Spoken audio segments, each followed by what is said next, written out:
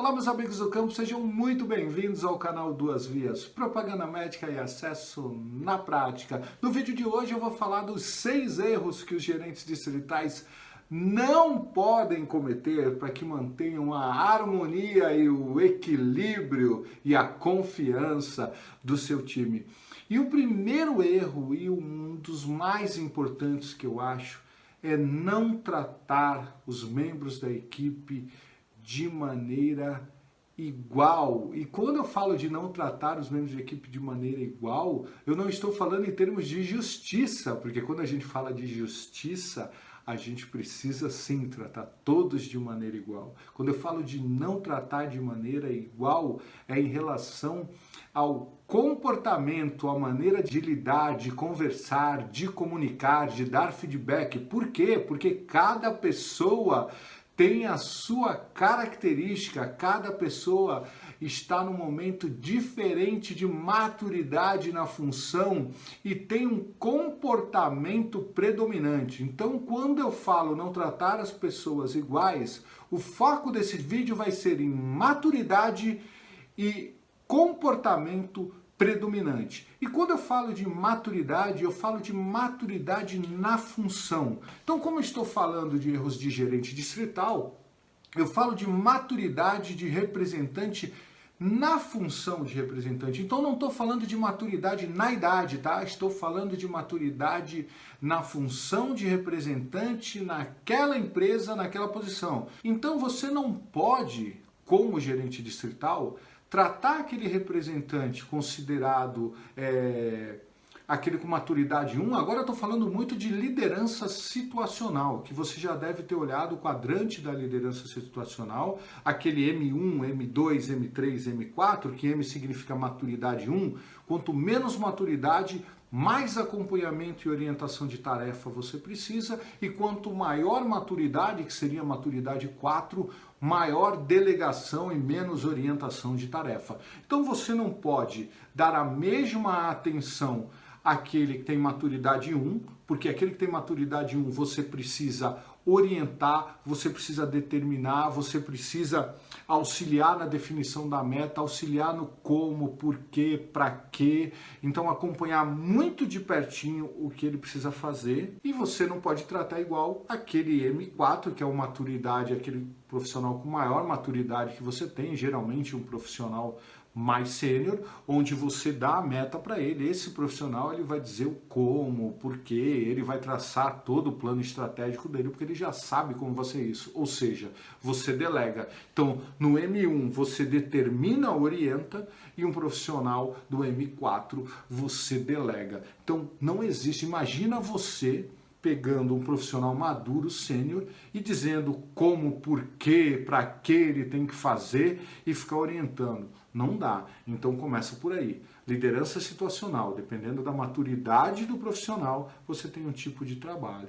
Dependendo da maturidade dele, você tem outro, não dá para tratar todo mundo igual.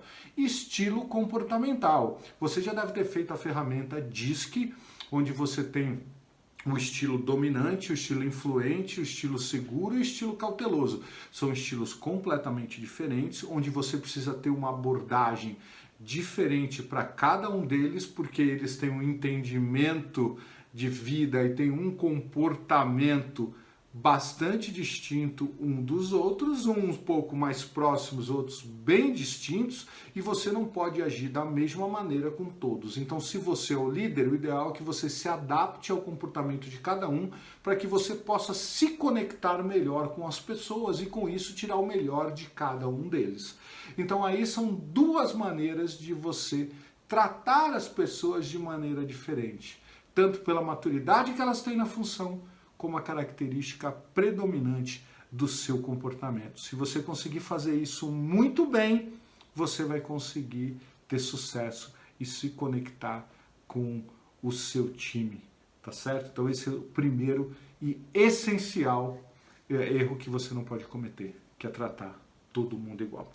O segundo é não falar de um rap para o outro e também não fazer comparações de um rap para o outro.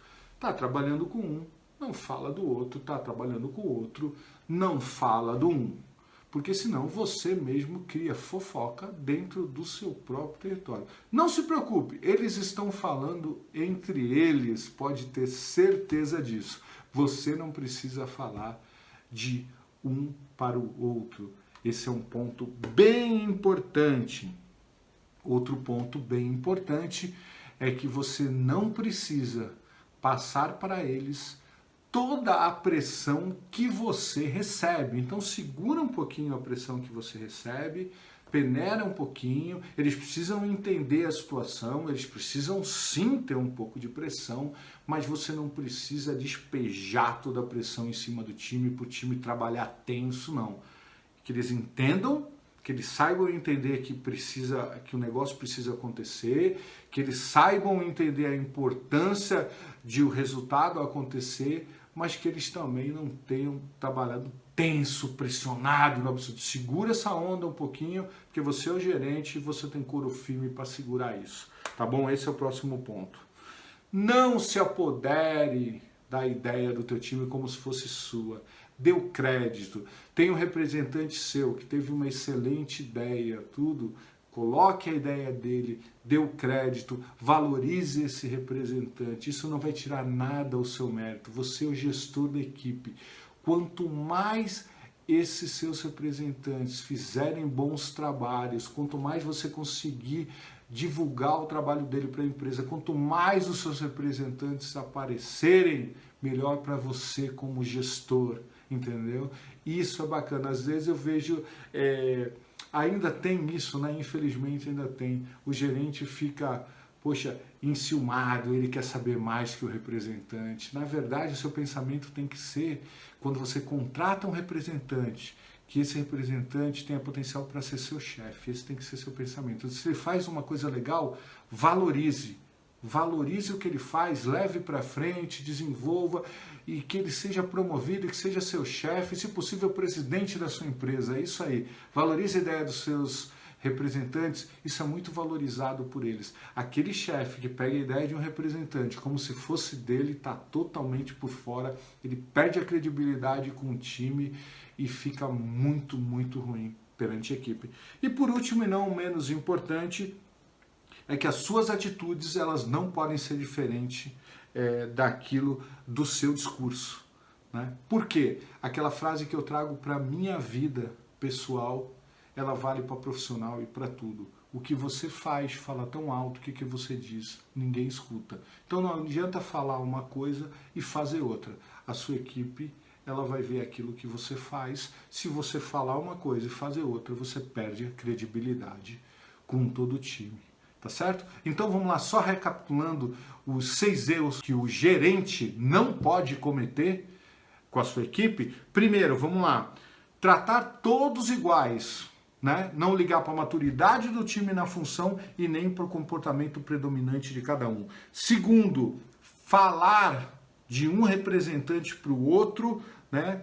E fazer comparações de um para o outro. Esse é um erro que não pode cometer, né?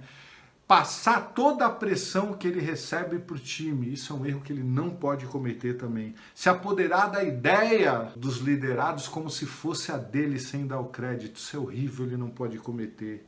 E ter atitudes que não são condizentes com o seu discurso. Não faça isso, você perde toda a confiança, a credibilidade. Então estão aí 6 erros que se o gerente distrital cometer, ele vai começando a perder a mão com o time, perdendo a confiança, a credibilidade e, consequentemente, perdendo as rédeas da sua equipe. Tá certo? Então espero ter contribuído. Se você gostou, dê um like, compartilhe com os colegas e ative o sininho para receber notificações e a gente se vê no próximo vídeo. Fica com Deus! Abraço!